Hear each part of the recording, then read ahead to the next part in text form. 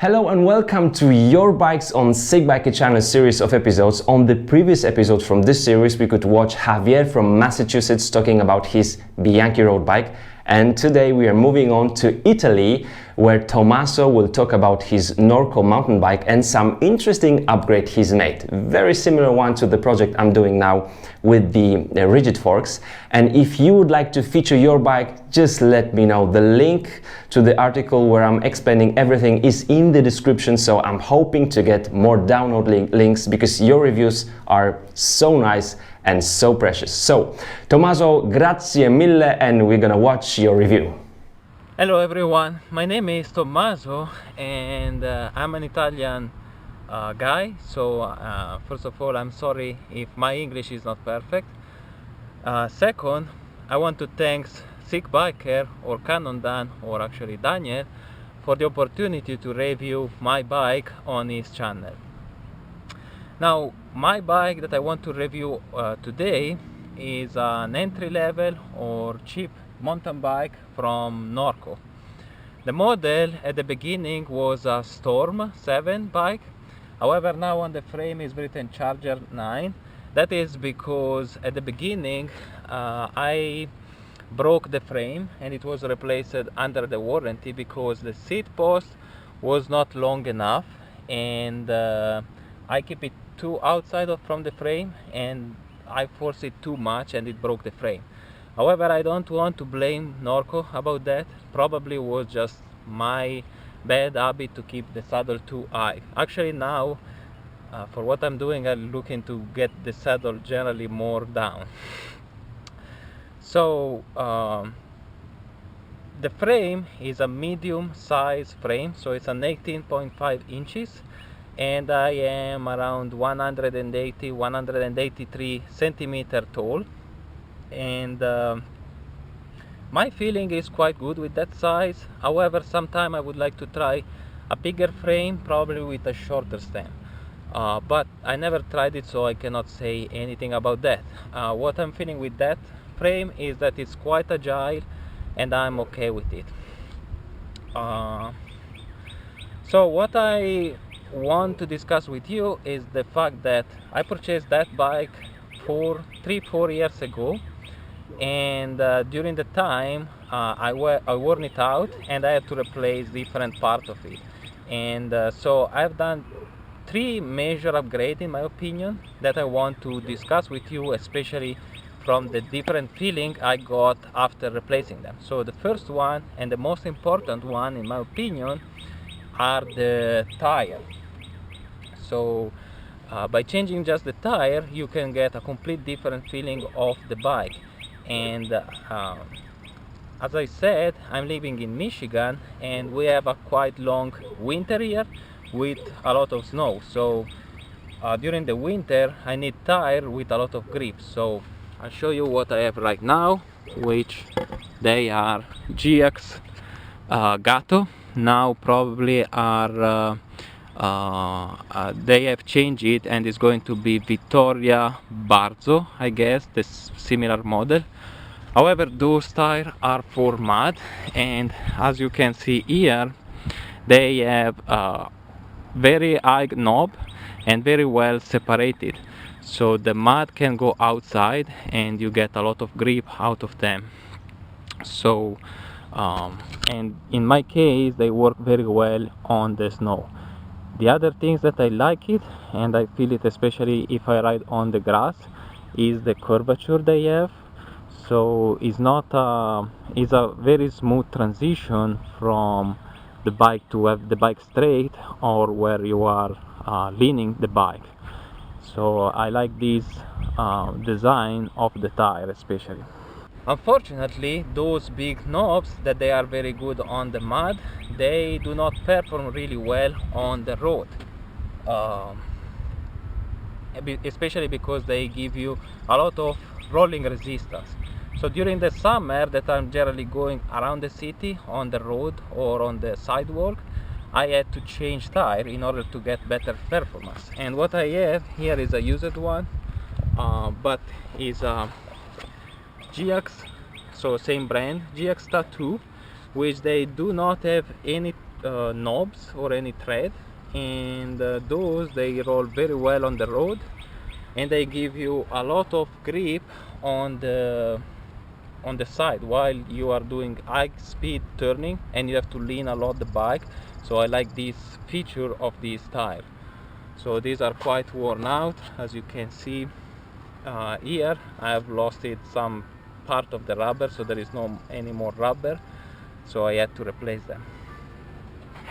However, I like it quite a lot because I like to go fast and doing fast turning, so I really enjoy those tire. And this kind of tire I suggest to everyone that it has a region where there is snow into the winter and is looking to have some tire for going on the road. Now, the other upgrade that I have done on the bike, as I said before, is the fork, which now is a rigid fork. But before showing you in detail that fork, I'll show you the original one, which is this one, which is a really heavy beast. So it's more than 2.5 kilogram. I guess that is close to 3 kilogram. It's still working properly. As you can see, I can make it work. However, I replaced it because the seal here, they are not super good. As you can see, I've just pushed it 2 times and some grease come out. Plus, into the winter, I was getting water inside the fork. So every month I had to open it up from the bottom and re-grease it and clean it and so on. So that was too much work for me because I use the bike every day to go at school, and I don't have that time to clean it every ride, so basically every day. Plus, during the winter, the grease on the fork becomes strong, especially when you are at -10, -20 degrees Celsius, and so it was not even working. So in my opinion, I was feeling just the heavy part of the fork and not any advantages from having the suspension. So the upgrade that I have done is the rigid fork. I'll show you in detail. This is the fork, how it looked like on the bike.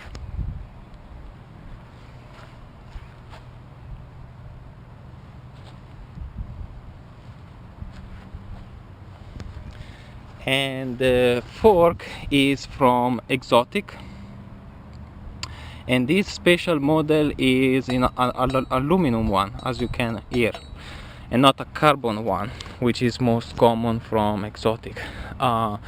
However, even if it is more rigid compared to carbon aluminum, I like it because I feel the fact that it cannot break so easily when you jump or when you do bunny hop or stuff like that. So I feel the solid feeling that it gives you. The other advantage, in my opinion, of the rigid fork is the fact that while you are riding, if you don't have to race or you don't care about the time, as in my case, it gives you the satisfaction that you are working on the bike to keep the bike into that path or wherever you are going, and it's not the bike that it makes the life easier for you. So in my opinion, it's more satisfactory. So that is why I like it more, and probably even the next bike that I will buy, even if it will be an higher level bike, I would probably upgrade it to a rigid fork because of the light and because of the feeling I have while riding. So the last upgrade that I have done is the drivetrain, and now I have a 1x10 setup. So in detail, I have the front chainring that is a narrow wide chainring, and the back one I have a Sunrays cassette 11x42 teeth, so it's a wide range cassette, and the derailleur is a Dior from Shimano. And my feeling with that system is very good, especially because the shifting is very smooth in my opinion, and I don't have to worry about the front shifting and so on, so I like it. However, the chain line on the first gear and the smallest one, it's quite bad. But the time that I spend on these two position is not that much, so I feel that it's a good compromise in my opinion. Plus, the things that I like it mostly is the fact that the possibility to have a narrow wide front chainring make the chain more stable on the front side, and I never got any drop of the chain while I was jumping or doing other strange things. So I have it from almost 1 year, and I never been able to make the chain dropping from the front ring. So I was very happy with that, because before everything I was doing, I was getting the chain down of the front chain ring. So when you start pedaling, it changes again, or it goes completely on the frame. So it was really annoying in my opinion. And with that system, I feel much better. So finally, I've done some other small upgrade, which are the pedals. So I'll suggest you to change the plastic pedal that they were originally there. I have this Welgo aluminum one, which they offer much more grip while you are pedaling. And finally, just a few days ago, I've replaced the saddle, because it was broken on the side here after some fall that I have, some crash that I have done. So I like how it looked like, and it's quite thin and light, but it's really comfortable. And plus it's a bit the curvature is not completely flat, and it allows me to move myself on the saddle. So it's something that I like it, especially because I move a lot on the bike. Now a final view of the bike, if you want to see, is that one on the side.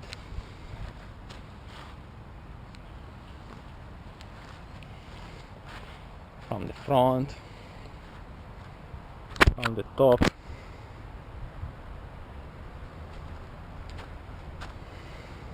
So I hope you enjoyed my review of this bike, and I'll thank you for watching this video, and see you next time.